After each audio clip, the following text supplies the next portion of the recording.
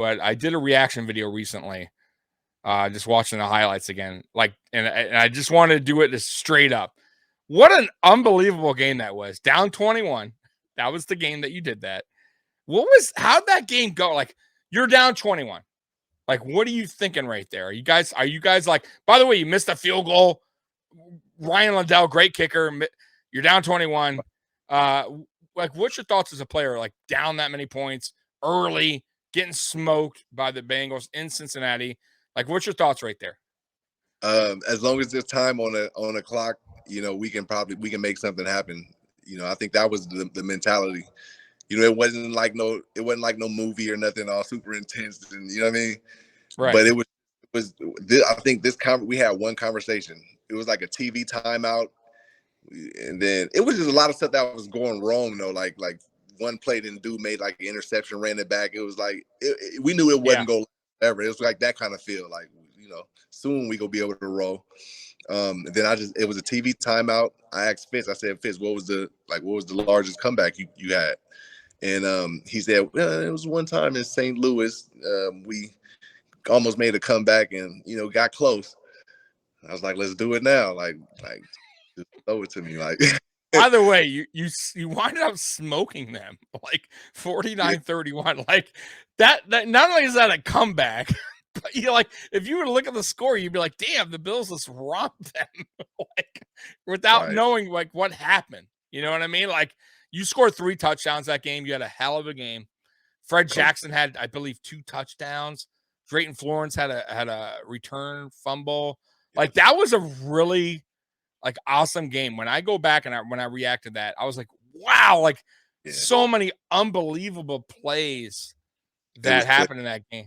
Oh, dude, like, yeah, dude, like, if Fitzpatrick, to his credit and throughout his career, he never cared. Like, okay, I threw 2 interceptions. All right, I'm still going to throw a 55-yard bomb. I don't care. I'm going to keep throwing it. Who else? He was a gunslinger. He didn't care.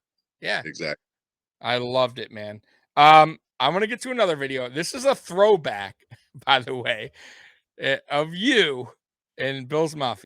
The term nation is thrown around with so many different sports teams.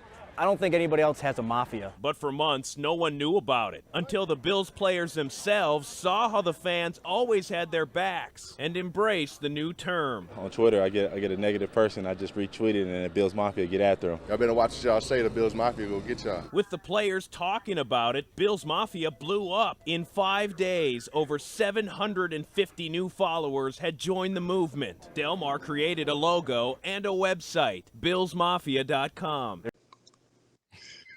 Look at young Stevie with the short hair. You remember that, by the way? That video? Yeah, doing that? Crazy. It feel like so like nostalgic, I guess, Yeah, Nick Barnett, by the way. So awesome player. I know he played for, I think, a season with Buffalo from Green Bay.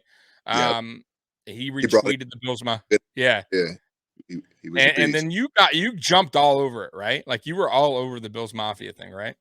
Well, yeah, I mean, without even thinking about Bills Mafia, I felt like I had to make a connection. I always wanted to make a connection because my mindset was, growing up, I never met an NFL person. I never, so what would it be like to actually connect with a fan or do certain things and, that you don't really get to see naturally. So when Dale and Bree and Leslie, when they showed that commitment to like, okay, let's approach these guys with the social media and all that, it was cool. It was like, that's exactly what I've been looking for.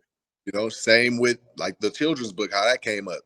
I'm thinking about creating books. How am I going to touch the masses? And I can do something over here, and then somebody pop up, and naturally this happened, this spark. And it's been beautiful. Right. I'm sure you met Del Reed a few times, right? Yeah, all the time. Yeah, all the time. Yeah. That's good guy, man. I actually work with Del Reed a little bit. I haven't really had a personal conversation with him, but I'm on fan base with him, and they're doing good things, man. He's always a big part of the Bills Mafia. Obviously, him and a few others created it. So I got a question here from Chris. Wants to know your 3 top receivers growing up. Like, who would you look up to? Who's your guys? My three top, it was T.O., it was Deion Sanders.